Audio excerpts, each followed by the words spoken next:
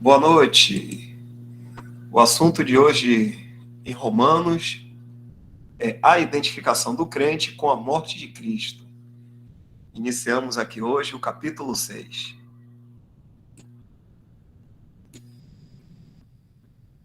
Como é que tá a letra para vocês aí? Tá dando para ver bem? Que acho que dá até para aumentar mais, né? Aqui assim.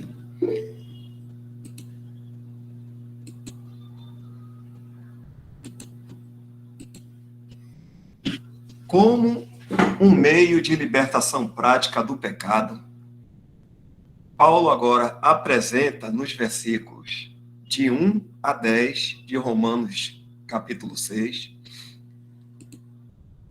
a verdade da nossa identificação com Cristo na morte. Esta é a verdade posicional. Isso aí está falando de posição. A gente deve lembrar sempre, depois algum irmão pode explicar melhor, irmão Michel, Weber, ou Isaac aí tem o Elton, se puder lembrar depois, falar sobre um pouco de posição e condição. Mas eu vou continuar aqui. E vou dar uma pausa para os irmãos aqui. Isto é, a verdade concernente à posição de todo cristão diante de Deus. Ele está falando dos versículos de 1 a 10. Que eu creio que a gente pode ler. O que é que os irmãos acham?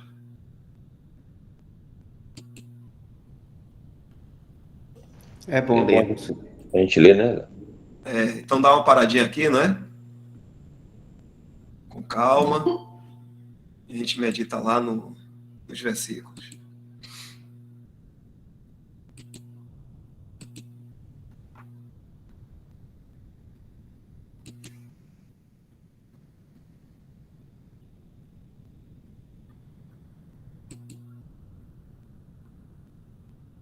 Aí, Michel, pode ler aí? Vamos lá. Romanos, capítulo 6, do 1 ao 10. Que diremos, pois? Permaneceremos no pecado para que a graça abunde? De modo nenhum. Nós que estamos mortos para o pecado, como viveremos ainda nele? Ou não sabeis que todos quantos fomos batizados em Jesus Cristo, fomos batizados na sua morte? De sorte que fomos sepultados com ele pelo batismo na morte, para que, como Cristo ressuscitou dos mortos, pela glória do Pai, assim andemos nós também em novidade de vida. Porque, se fomos plantados juntamente com ele na semelhança da sua morte, também o seremos na da sua ressurreição. Sabendo isto, que o nosso homem velho, ou velho homem, foi com ele crucificado, para que o corpo do pecado seja desfeito, para que não sirvamos mais ao pecado. Porque aquele que está morto está justificado do pecado. Ora, se já morremos com Cristo, cremos que também com ele viveremos. Sabendo que, havendo Cristo ressuscitado dos mortos, já não morre. A morte não mais terá domínio sobre ele. Pois, quanto a ter morrido, de uma vez morreu para o pecado, mas quanto a viver, vive para Deus.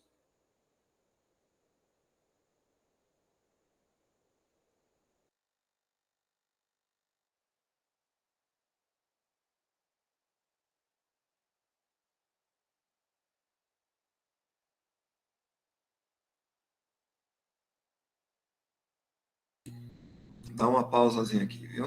O irmão quiser comentar, fica à vontade.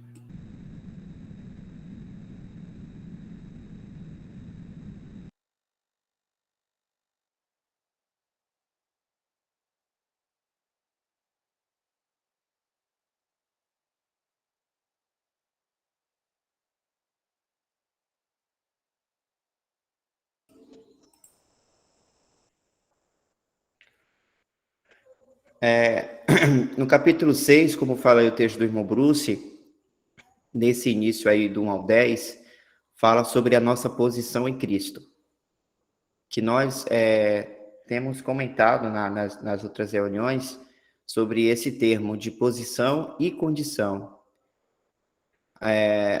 E é importante, inclusive, quando nós lermos as passagens envolvendo a sã doutrina, de nós entendermos qual é o contexto dessa passagem.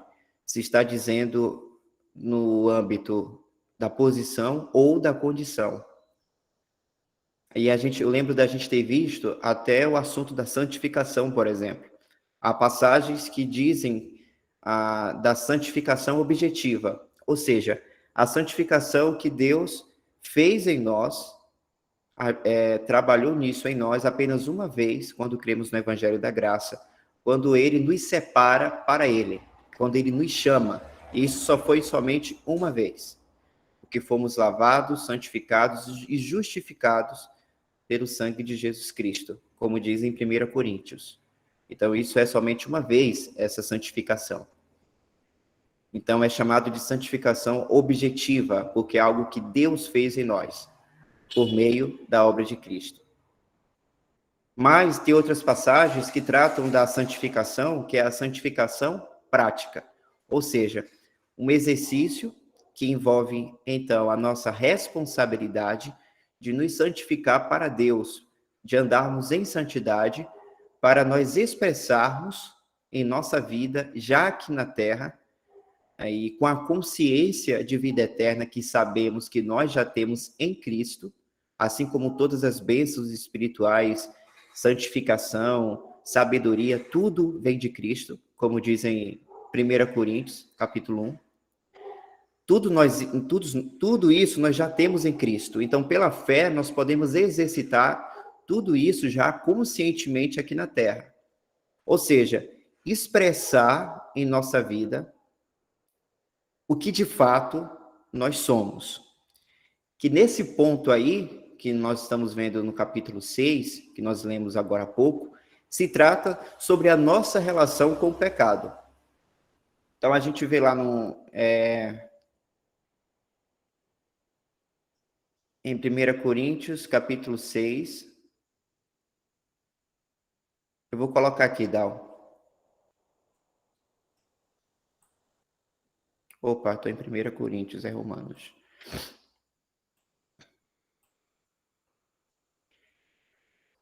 Que diremos, pois? Permaneceremos no pecado para que a graça abunde? Por que o apóstolo Paulo faz essa pergunta? Porque no final do capítulo 5, ele finaliza o assunto, a qual nós já vimos, que é sobre a graça abundar muito mais do que a ofensa, ou seja, do que o pecado. Porque onde o pecado abundou, superabundou a graça. A gente comentou nas reuniões anteriores de que não importa o que um certo indivíduo cometeu nessa vida, a graça de Cristo pode operar sobre ele de qualquer maneira. Porque a graça, a obra de Cristo na cruz, é poderosa para salvar qualquer um que crê nessa obra, nesse Senhor Jesus Cristo. Então, o apóstolo Paulo, ele finaliza aqui no capítulo 5, e também lembrar, irmãos, um detalhe, de que o texto inspirado pelo Espírito Santo, originalmente, não foi dividido por capítulos e versículos. Foi algo que, com o tempo, os homens que tinham a administração da Bíblia, que aí eu especifico a Igreja Católica, né, os padres, decidiram fazer essa organização para ficar mais fácil achar certa passagem. Né? Primeiramente foi dividido em capítulos e posteriormente em versículos.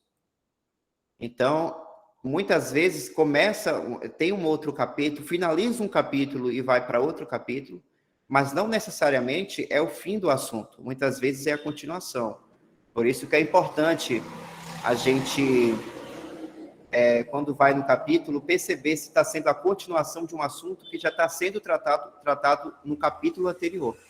Então, aqui no final do capítulo 5 de Romanos, Paulo fala sobre essa questão de que a graça superabunda mais do que a ofensa. E aí, no início do capítulo 6, ele faz esse questionamento, porque é o que muitas pessoas poderiam pensar. E, inclusive, é o que muitos hoje na cristandade já argumentam quando é apresentado a graça de Cristo, sobre a questão de salvo uma vez, salvo para sempre. Acha, então, que, então agora eu tenho liberdade para pecar, já que eu estou salvo de qualquer maneira. Esse não é o pensamento de Deus. E é isso que o apóstolo Paulo vai tratar no capítulo 6 aí. Ele fala: que diremos, pois, permaneceremos no pecado para que a graça abunde? Porque, ora, eu vou pecar mais então para a graça abundar mais na minha vida. Não, não é esse o pensamento de Deus. E aí o apóstolo Paulo, inspirado pelo Espírito Santo, responde essa pergunta no verso 2. De modo nenhum. Nós que estamos mortos para o pecado, como viveremos ainda nele?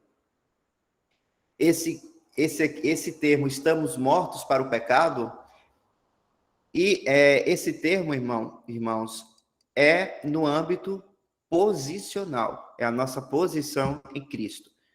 Posicionalmente, o nosso velho homem, que inclusive é o que a gente leu no capítulo 6, no verso 6 diz isso: o nosso velho homem foi com ele crucificado. E nós, uma vez já meditamos sobre esses termos, sobre o novo homem, o velho homem, e vimos que o velho homem significa todas as características que ia contra Deus. Ou seja, tudo de errado que tinha na velha natureza, dos atos que a gente cometia contra Deus, esse velho homem foi com Cristo crucificado. E nós fomos crucificados com Cristo no momento que a gente creu. Por quê? Quando Deus ele nos fez nova criação, como diz em 2 Coríntios,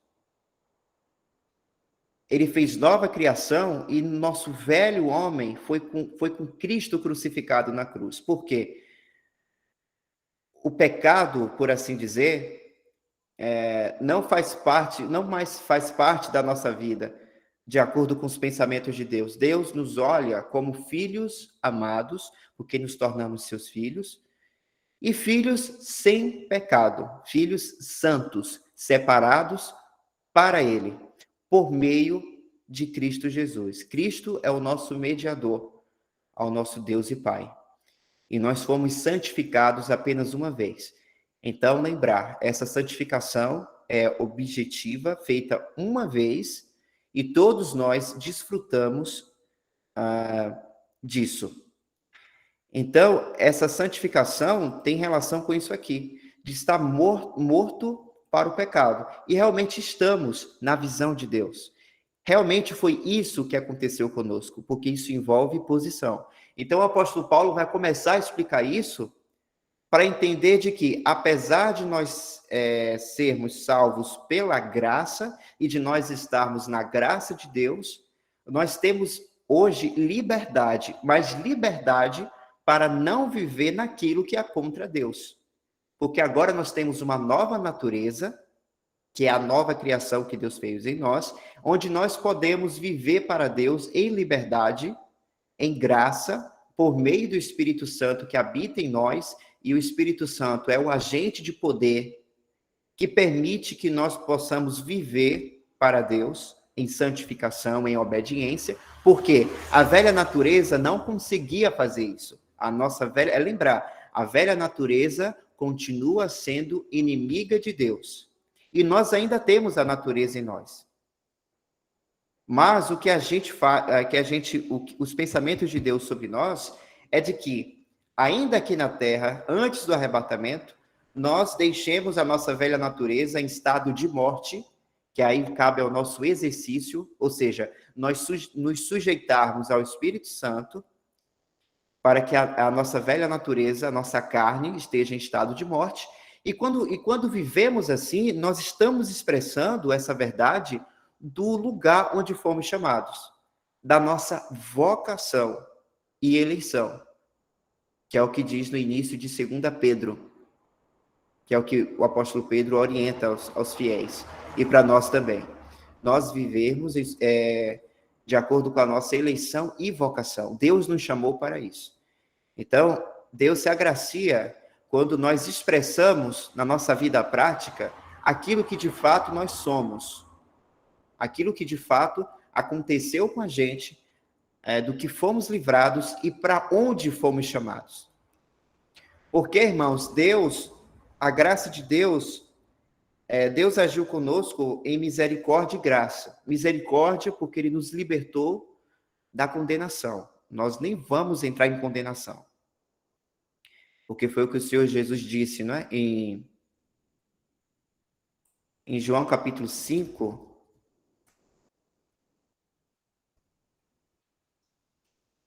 capítulo 5, verso 24. Na verdade, vos digo que quem ouve a minha palavra e crê naquele que me enviou, tem a vida eterna e não entrará em condenação, que o mais correto seria não entrará em julgamento, porque é no julgamento que pode ser condenado ou ser inocentado. Só que nós nem sequer entraremos em julgamento. Nós nem vamos passar por isso. Porque nós estamos hoje no lugar, no lugar de filho de Deus. No mesmo lugar onde Cristo está, diante de Deus. Isso é uma posição de privilégio. Que somente a igreja, o povo celestial de Deus, tem esse privilégio, a qual nós fomos agraciados. E aí o versículo termina, mas passou da morte para a vida. Mas Deus nos deu muito mais do que isso, muito mais do que a libertação da condenação do pecado. Mas Ele nos agraciou e nos colocando em uma posição de graça, que é como filhos de Deus, né? No lugar de Cristo, irmãos. Por isso que tem o termo, estar em Cristo, em Cristo. E a gente vai em Efésios 1, por exemplo, no verso 3, tem aqui o termo em Cristo, quando fala de todas as bênçãos que recebemos, né?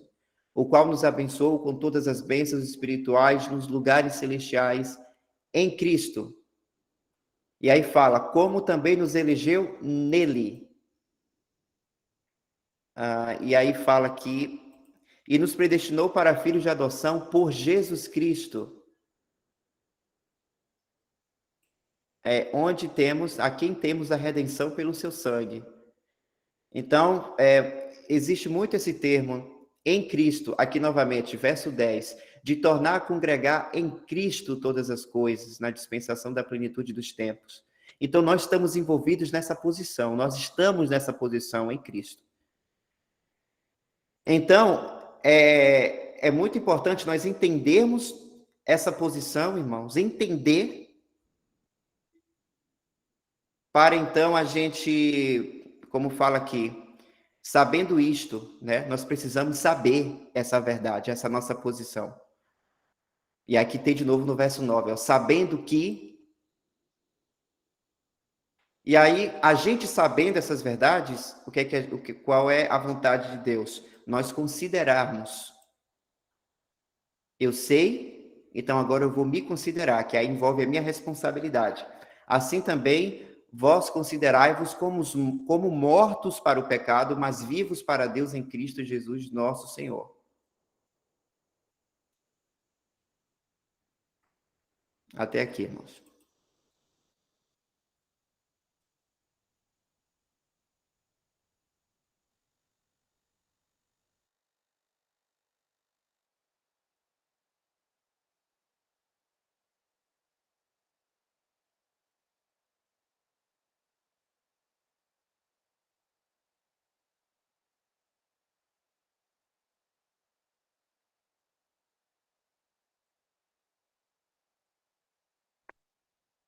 O apóstolo Paulo está, então, nos ensinando nesse capítulo, ou o Espírito Santo, através do apóstolo, é que a nossa condição, o nosso andar diário, que vai ser falado depois, venha a ser cada vez mais condizente com a nossa posição, que é perfeita em Cristo. E Deus já nos vê como mortos, como o irmão bem falou, em Cristo, mortos para o pecado. Mas isso é algo que é concernente somente ao cristão. Óbvio, né? Porque o ímpio ele não está morto para o pecado. Quando éramos ímpios também não estávamos. Mas a partir do momento em que cremos no Senhor e pelo batismo fomos identificados a Ele, na morte, aí sim, estamos nessa posição perfeita. E aí a nossa condição deveria ser cada vez mais condizente com a nossa posição. Isso que o irmão mencionou bem interessante, porque saber é um ponto, são 3 pontos ali, né? Saber, apresentar e considerar. Então é importante que saber que estamos mortos como Deus nos vê, para que depois a gente possa, sabendo isto, apresentar os nossos membros, né? Bom, tô procurando isso. Considerar e agora 13, apresentar. Apresentei os vossos membros, não apresentei ao pecado, né? Mas apresentai-vos a Deus. Então aqui ele já está falando da nossa condição, que é, enquanto ainda estamos aqui nesse mundo, como devemos nos comportar, como devemos usar estes membros que antes eram usados como instrumentos de iniquidade, como eles devem ser usados agora, como instrumentos de justiça para Deus. Muito interessante esse ponto que o irmão mencionou, muitas pessoas pensam que, ao saber dessa liberdade que o cristão tem pela graça, muitos pensam que, então se é assim, então eu estou livre para pecar, para fazer o que eu quiser. Mas não, a palavra de Deus mostra que a graça nunca deu liberdade para pecar. A graça ensina antes a renunciar. Isso é Tito. Acho que é Tito, capítulo 2. Deixa eu procurar aqui. Tito, capítulo 2, versículo 11 ou 14. Se não puder colocar aí. Porque a graça de Deus se há manifestado, trazendo salvação a todos os homens, ensinando-nos que, renunciando à impiedade e às concupiscências mundanas, vivamos neste presente século sóbria e justa e piamente, aguardando a bem-aventurada esperança e o aparecimento da glória do grande Deus e nosso Senhor Jesus Cristo, o qual se deu a si mesmo por nós, para nos remir de toda iniquidade e purificar para si um povo seu, especial, zeloso de boas obras. Então a graça, ela não dá liberdade para pecar. Entender a graça é entender que a graça, ela ensina que devemos antes renunciar à impiedade e às concupiscências mundanas e viver neste século, presente século, né, sóbria, justa e piamente. Então a pessoa que pensa que a graça dá liberdade para pecar é porque não entendeu a graça, hein? A graça, ela ensina o oposto a isso, a ser um povo zeloso de boas obras.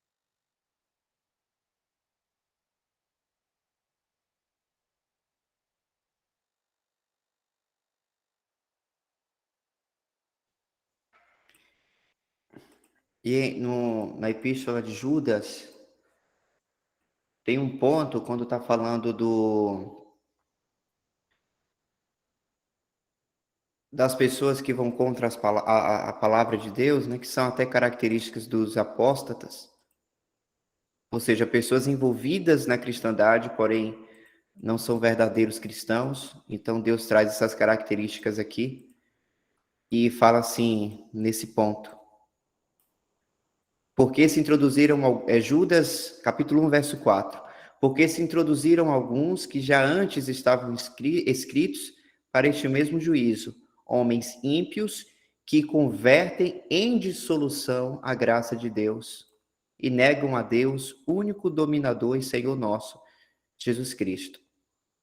Então, convertem em dissolução a graça de Deus.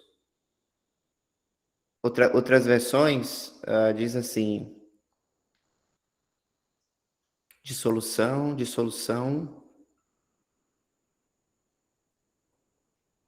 Na versão atualizada diz, transformam em libertinagem a graça de nosso Deus. Que é nesse sentido, pegam a solto da graça de Deus e incentivam geralmente esses mestres que ensinam concupiscências, né, atiçando a carne dos seus ouvintes, e muitas das vezes é dessa forma aqui, transformando em libertinagem a graça de nosso Deus.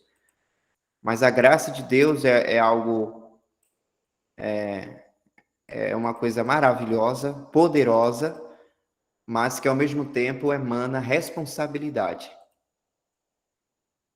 Por quê? Qual é o principal fator disso?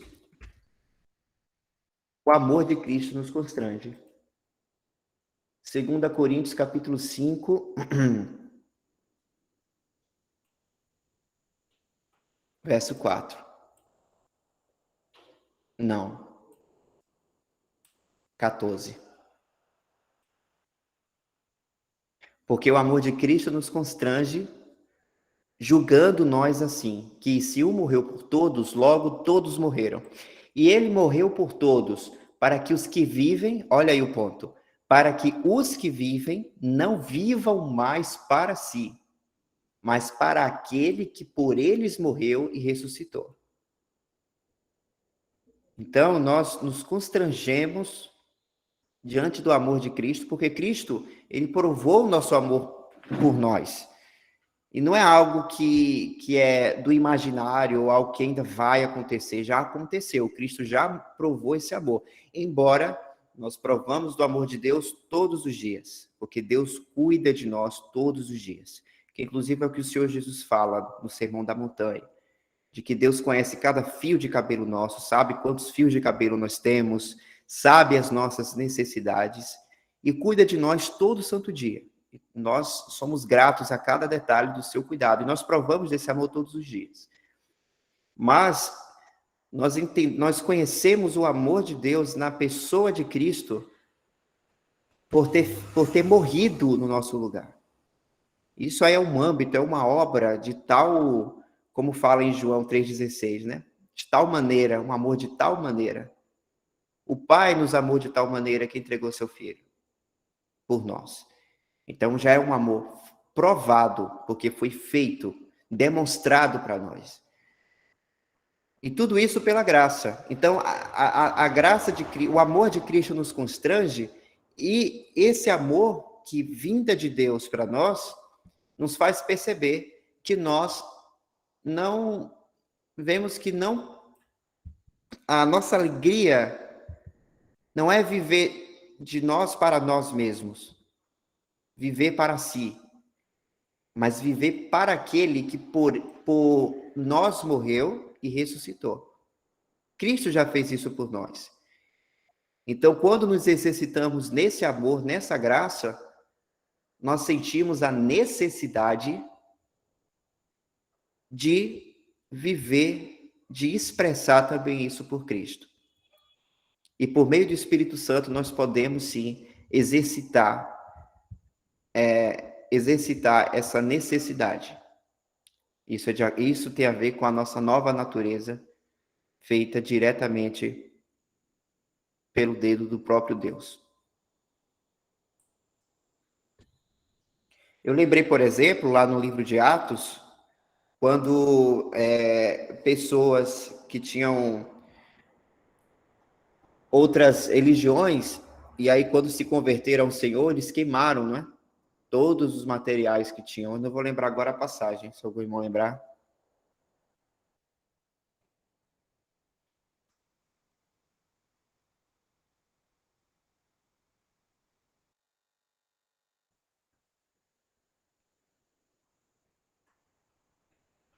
Dezenove. 19. Obrigado, irmão.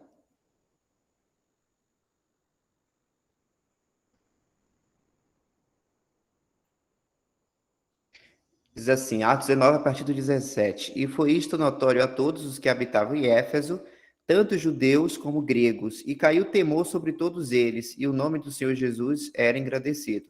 E muitos dos que tinham crido vinham confessando e publicando os seus feitos.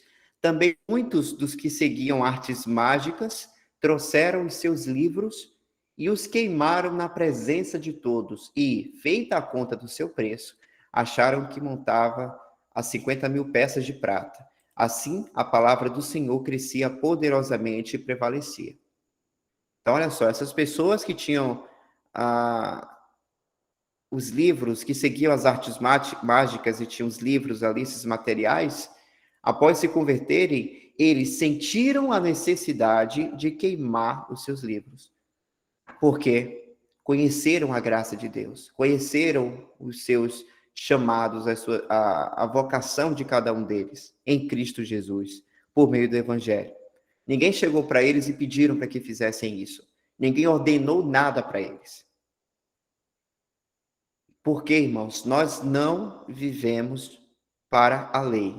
Nós morremos para a lei. Nós fomos libertos.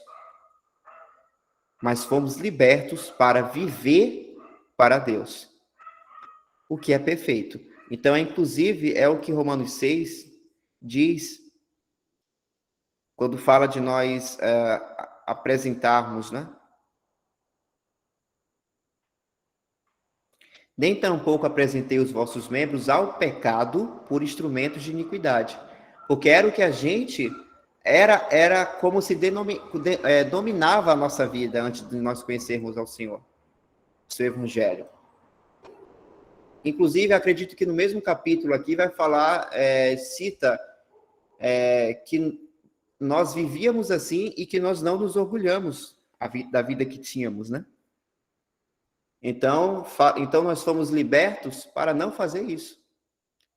Porque antes nós não éramos libertos para isso, porque a gente só conseguia viver desse jeito.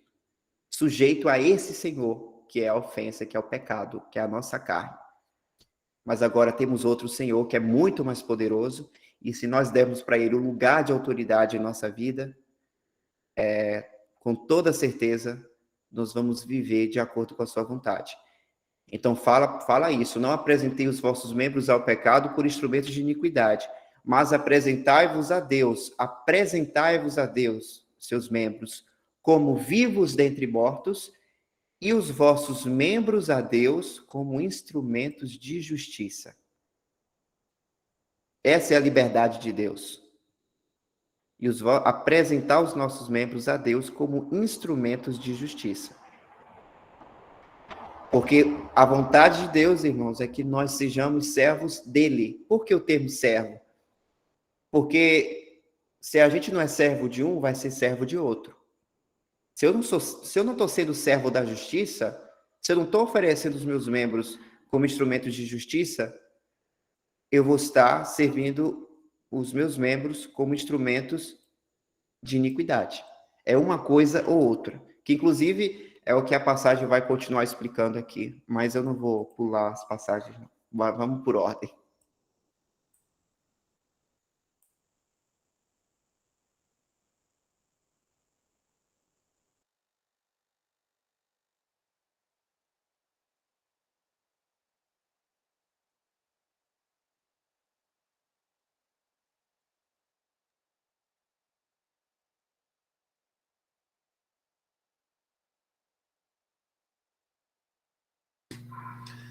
Somente ainda nesse assunto da posição, foi algo que eu, com o tempo, aprendi, né, ouvindo com os irmãos. Demorei um pouquinho de pegar, mas a posição de um cristão que Deus coloca ele é algo firme, é algo estabelecido que não pode ser movido. É por essa razão que os irmãos que creem na graça de Deus sempre falam: uma vez salvo, salvo para sempre. Porque isso é algo posicional. A posição que Deus coloca ao crente é inabalável. Vamos pensar assim, em um cais ou porto, tem um pouquinho de diferença cais e porto, para um navio no mar. O cais, ele é fixo. As ondas podem estar batendo, mas ele não abala, ele está ali, fixo. E serve para atracar o barco que está na água e está em movimento. Vamos pensar assim, o cais é uma posição não sai do lugar, não abala. Mas o barco na água, movimentando, é a nossa condição aqui no mundo. Então, ora, um cristão pode estar andando muito bem com o Senhor, estando em comunhão com Ele. Ora, outro momento, ele pode, por causa do pecado, perder essa comunhão. Mas a condição dele aqui nesse mundo não abala, ou seja, não faz nenhuma alteração na sua posição. A sua posição é firme porque foi Deus que fez. Deus pegou aquele cristão, aquele crente e colocou estabelecido. Nós aqui variamos porque aí é responsabilidade nossa. Aqui já é a parte do homem. A condição é mais a questão do homem. A posição faz relação a Deus. Então, só pegando essa partezinha, porque a gente vai entrar nesses assuntos aí, Danilo, não é isso? E é bom que os irmãos já entendam bem, como os irmãos já estão falando aí, né? Essa questão de posição e condição. Que muitas vezes isso é confundido, né? As pessoas entram até em parafuso e pensar assim, poxa, se eu já sou se eu já sou salvo, por que eu continuo ainda fazendo isso, aquilo? As pessoas entram até em parafuso. Não entendem que a questão da posição é algo que Deus faz e a nossa condição aqui nesse mundo é nossa responsabilidade. E sempre quando está na responsabilidade nossa, a gente tende a tropeçar, né? Então, com isso, a gente varia. Nós somos volúveis, né? Mas para Deus não há sombra de variação. Não sei as irmãs, como é que as irmãs estão entendendo isso também. Os irmãos estão explicando aí muito bem. Porque a gente vai estar entrando nesses assuntos também, né? E aí é bom a gente já ter vamos dizer, uma base firme disso aí. O irmão Fernando Victor colocou aqui, João 6,37. Todo que o Pai me dá virá a mim, e o que vem a mim, de maneira nenhuma o lançarei fora, de maneira nenhuma. Isso é a garantia de nossa salvação, né? Então, que as irmãs e os irmãos aí que estão pegando esse assunto, agora possa entender bem. E no nosso dia a dia, já saber que a qualquer momento eu vou dar uma variada na minha vida cristã, né? Eu vou estar aqui, sabe, pensando nas coisas do Senhor, pensando nas coisas do alto, daqui a pouco estou pensando nas terrenas, estou pensando nas coisas do alto, daqui a pouco estou, sabe? Isso é uma condição. Mas o assunto que a gente está trazendo aqui, que está em Romano, primeiramente é a posição, e a gente vai entrar agora em outros assuntos também. É bom a gente pegar bem essa base, eu só estou repetindo o que os irmãos já falaram, porque é necessário, né? A gente ter essa base boa mesmo, assim, bem firme. A minha posição diante de Deus é uma, a minha condição aqui nesse mundo é outra. Sempre tem essa diferença. Exatamente, Dal. Aproveitar aí para complementar também, é muito importante esse assunto da posição e da condição, porque ele é chave para poder entender as escrituras.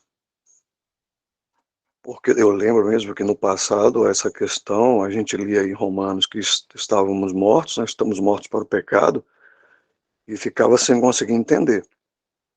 Como é que estou morto para o pecado e ainda posso pecar? Como é que estou morto para o pecado e tem outro versículo mandando eu me considerar, para considerar como mortos? Então ficava parecendo que não fazia sentido. E aí quando alguém pegava e ficava pregando mais só na situação de você já estar morto, e de repente você via na prática ainda cometer alguns erros, aí entrava em parafuso, como você falou, e aí não tinha conhecimento da questão da posição e da condição, ficava em fraqueza. E era um grande desastre para a vida cristã, né? Então é muito importante realmente, principalmente para a maioria de nós que viemos do sistema e que não se fala em posição e condição, pelo menos onde eu passei, não se pregava isso, e trouxe grandes problemas, grandes dificuldades para o entendimento das Escrituras. Então é bom realmente que possamos refletir bastante e chamar a atenção para esses dois pontos, posição e condição, porque se não entender isso, não vai ter como entender o que está escrito. Você vai encontrar num lugar falando que já estamos mortos para o pecado, e vai encontrar no outro lugar falando para se considerar. Então, só posso entender isso se eu entender que um está falando de posição e o outro está falando de condição, do meu estado, da minha responsabilidade em considerar, que é o dia a dia, a prática. É viver aquilo que você já foi feito, aquilo que já está concluído, que foi a obra do Senhor na cruz, e a gente já está nessa posição em Cristo, como vai encontrar em vários outros versículos, né, confirmando isso. Que nós já estamos em Cristo, inclusive assentados nas regiões celestiais, como está lá em Efésios, né? E é por fé, e não por vista. Então, quando você começa a entender essa verdade, fica muito mais fácil o caminhar aqui.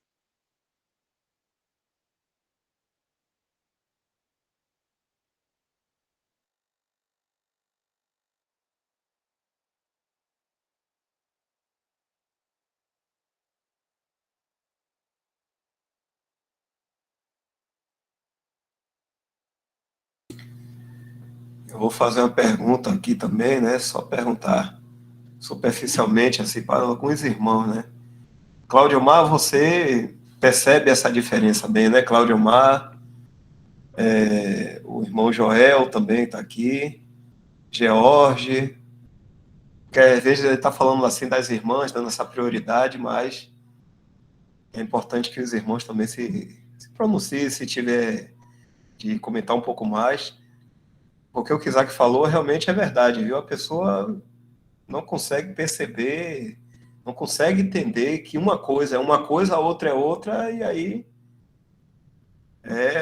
vira um terror na vida dela, né? Vira um terror. A gente já teve um momento assim de conversar com alguns irmãos, né?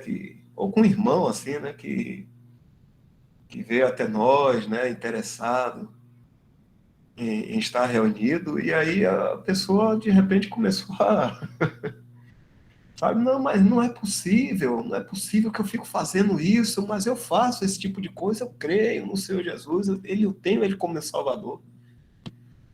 E, sabe, a pessoa colocou isso na cabeça, é necessário entender que amanhã, que logo, daqui a pouquinho, a gente pode estar falhando. E a gente não deve ficar aflito por causa disso. Porque Deus já sabe, os nossos pecados foram pagos pelo Senhor Jesus ali na cruz. Todos os pecados, passado, presente e futuro. Todos, todos. Não ficou nenhum diante de Deus. Mas a passagem nossa aqui nesse mundo é ainda de... É uma transição, né? Então, está se consumando a nossa vida aqui. A vida natural. Mas a nova vida, ela vai ser... Um dia vai ser manifestada, então não haverá mais nenhuma variação. Um dia a gente está dessa forma, do outro dia não. Seremos conforme o Senhor.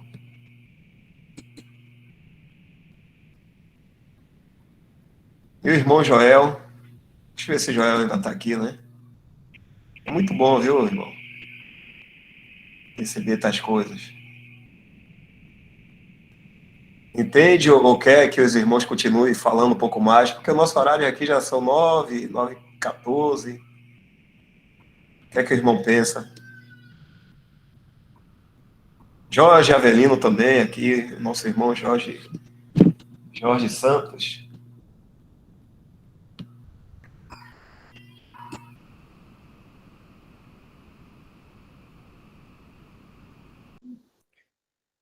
Então, Dal, eu confesso que, né, como eu não venho de nenhuma denominação,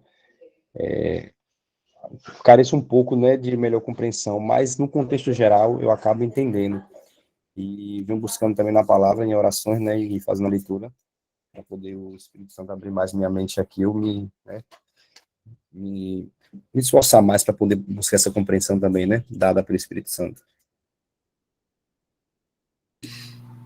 Bom, é isso. É porque isso é algo que, vamos dizer assim, uma base, né?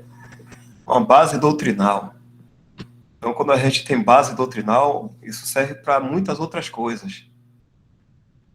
Quando a gente entende bem uma determinada situação, um ensinamento abre porta para, clareia para muito mais outras coisas, como o Isaac falou, os irmãos aí estão falando. Né?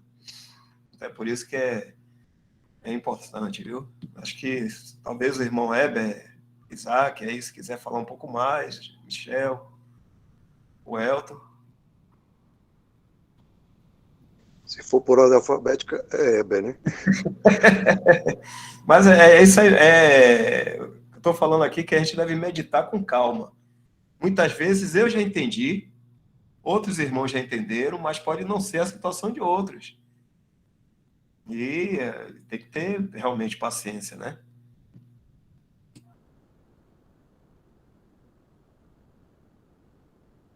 Com certeza. Acho que o irmão Weber estudou bastante esse assunto aí de Romanos. De repente ele tem mais alguma coisa aí, ou alguns outros versículos, né, que a gente possa meditar mais, né, para clarear ainda mais.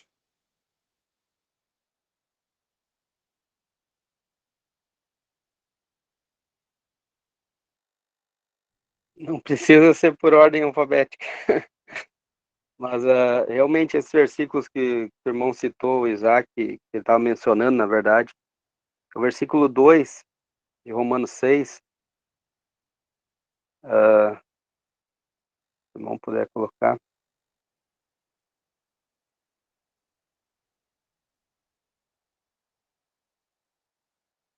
Eles vão deixando claro, né, que há essa... Eu vou compartilhar aqui, foi porque eu cliquei no lugar errado.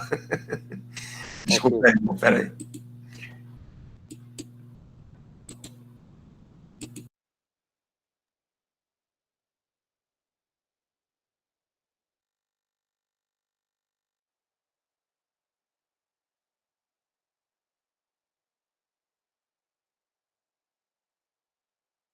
Então, esses versículos, eles vão deixando claro que há essas duas, podemos dizer, facetas, né, que é a posição e condição, porque senão haveria contradição na Escritura, né?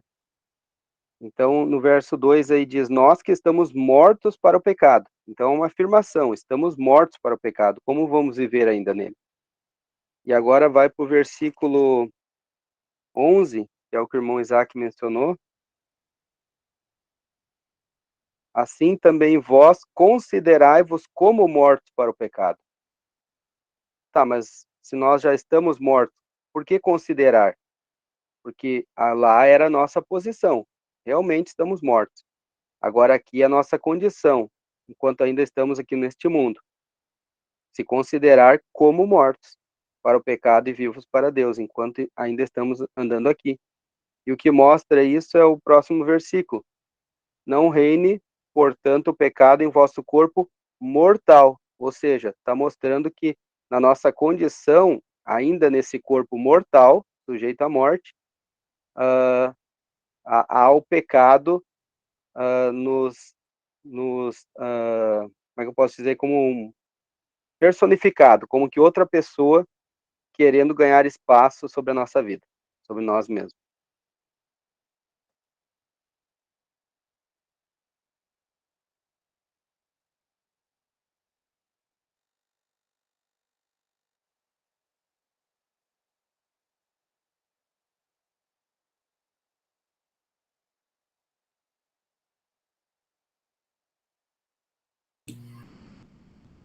Aí, mas como os irmãos estão dizendo, a palavra não vai se contradizer.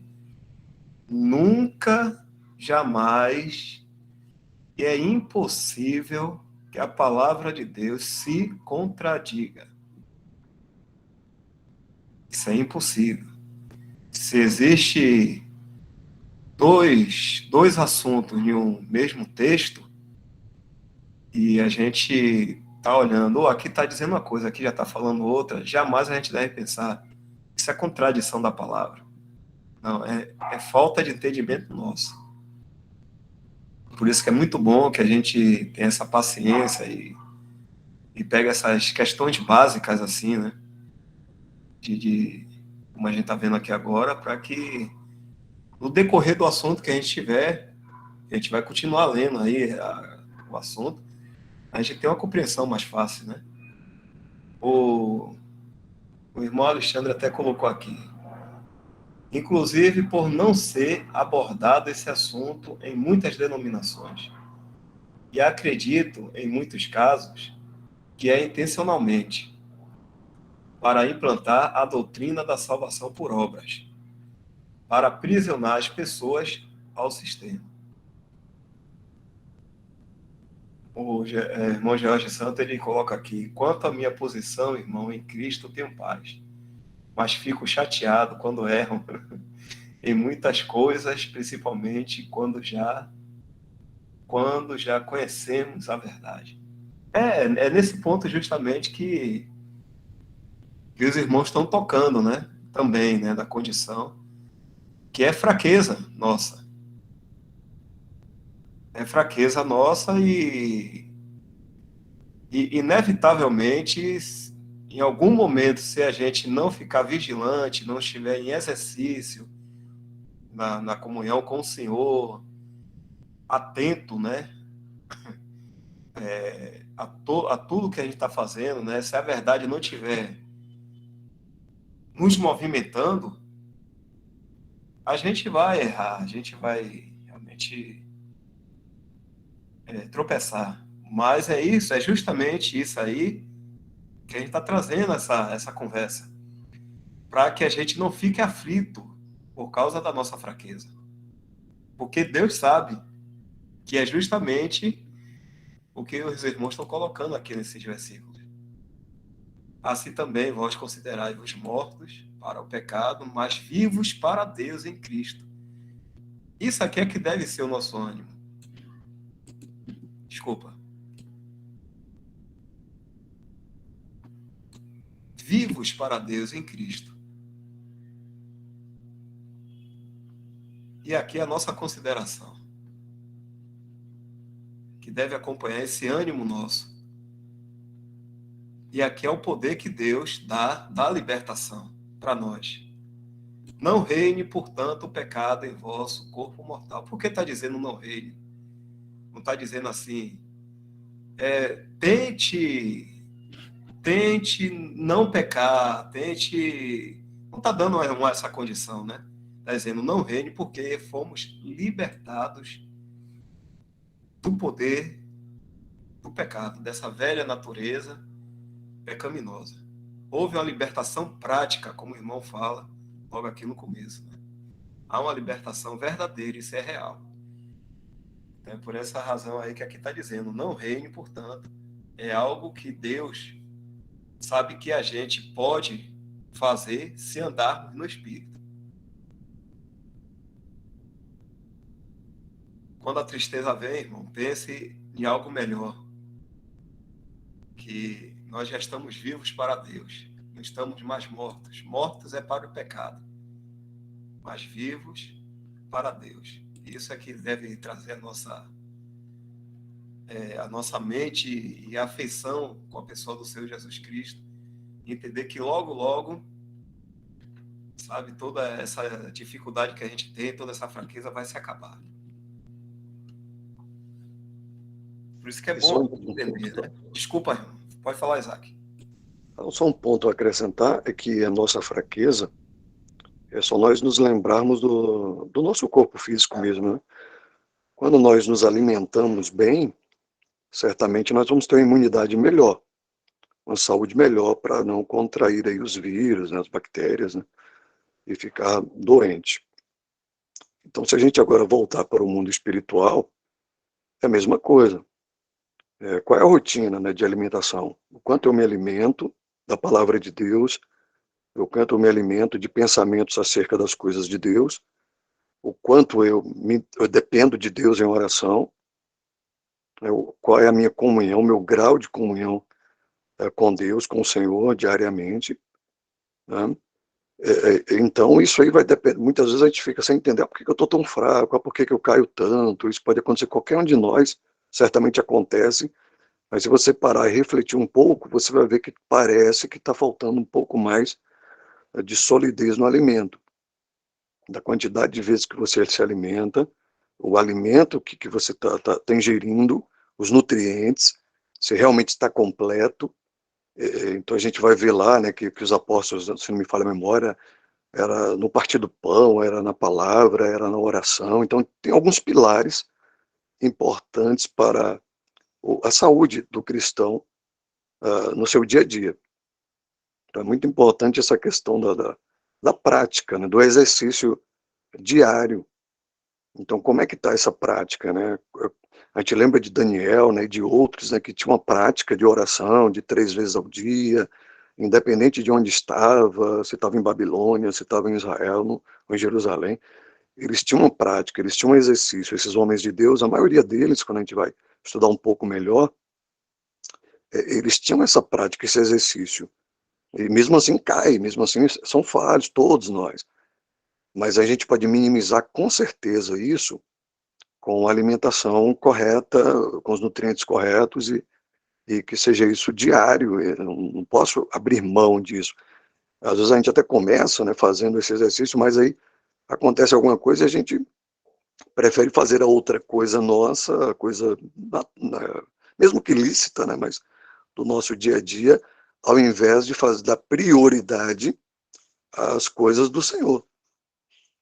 Aquilo que nos fortalece, né? A palavra do Senhor, que vai estar lavando os nossos pés, que estão toda hora empoeirados, né? O tempo todo vai empoeirar aí. Então é necessário esse exercício diário, né? Interno e externo com as coisas do Senhor, para a gente minimizar as nossas fraquezas. Como é fundamental isso que o irmão colocou, e me fez lembrar do povo de Israel no deserto lá. Deus deu a eles o maná, e eles não poderiam guardar o maná para outro dia, exceto na sexta-feira, que eles podiam pegar a porção dobrada para o sábado, porque era o descanso, né? Mas eles tinham que tirar só o maná para o dia e não guardar. Uns tentaram guardar e criou bicho. Ou seja, o alimento do pão que desce do céu, né, do alimento celestial, da palavra, que é para nós hoje, ele deve ser diário. Eu não posso pensar que eu me alimentei hoje, então agora eu posso ficar 2, 3 dias sem ler a escritura, sem me alimentar, né? Existem 3 coisas diárias que o irmão Brucians até escreveu um livreto sobre isso, 3 coisas diárias, que é a leitura da palavra, oração e seguir a Cristo, né? Como eu estou me comportando em relação aonde quer que eu vá, né? Como que Cristo reagiria? Ele iria em tal lugar? Ele faria tal coisa? Ele diria tal coisa? Ele reagiria de tal forma? Não é no sentido absoluto de querer imitar a Cristo, mas sim de entender pensamentos dele em relação às circunstâncias da nossa vida, né? Então é muito importante, isso é diário. Não dá para querer colher o maná, achar que o maná de hoje, colhido hoje, vai servir para amanhã e para depois. É necessário que todo dia seja colhido.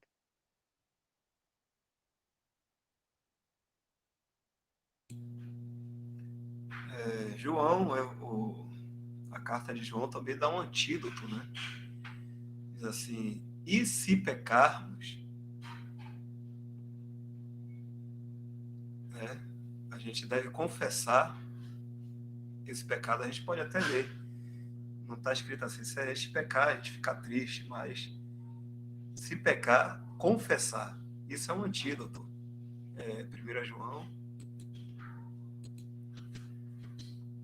isso resolve a questão dessas nossas falhas, né? O teu áudio tá cortando um pouco, não sei se é só para mim. Tá cortando? Tá cortando aí para outros irmãos também? Ficou ruim um pouco aí, Dal. Agora, deixa eu... Errei. Dando para ouvir? Alô, som. Tá dando para ouvir? Um pouco longe, Dal. Tá longe? Som Para aí. mim tá tudo ok aqui, estou escutando bem nitidamente. Tá? Pronto. Então aqui. Talvez a internet, né? Capítulo 1, sempre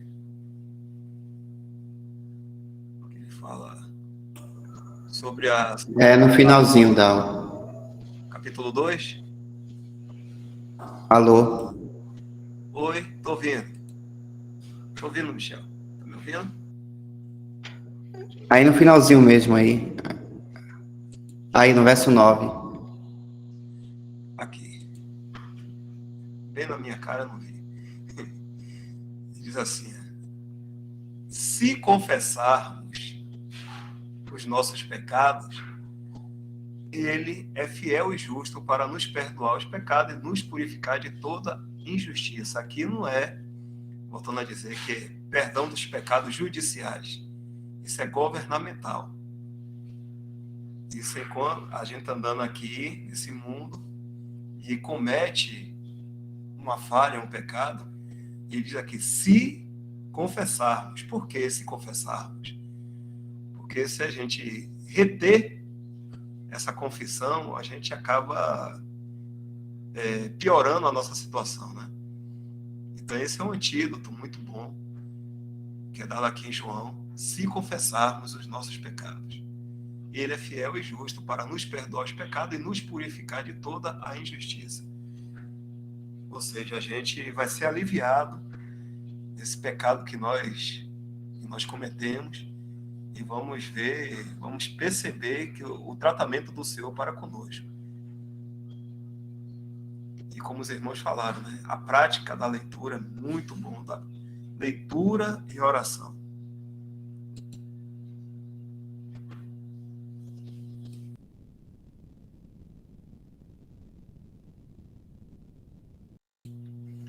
Só terminando aí, então, seria a questão de sempre quando eu me vejo em uma situação que eu vou julgar a mim, que eu não fiz, que eu fiz algo que, sabe, não foi legal, eu devo falar com o Senhor. Senhor, hoje eu fiz isso, hoje eu fiz aquilo, tal e tal coisa. Senhor, é uma pessoa viva que está conosco.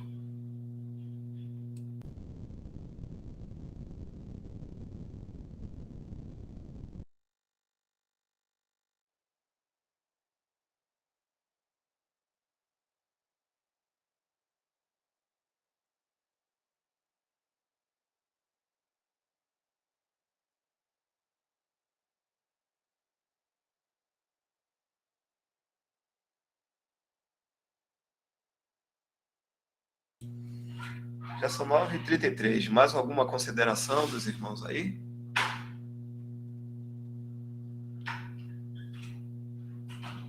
Nove e 34.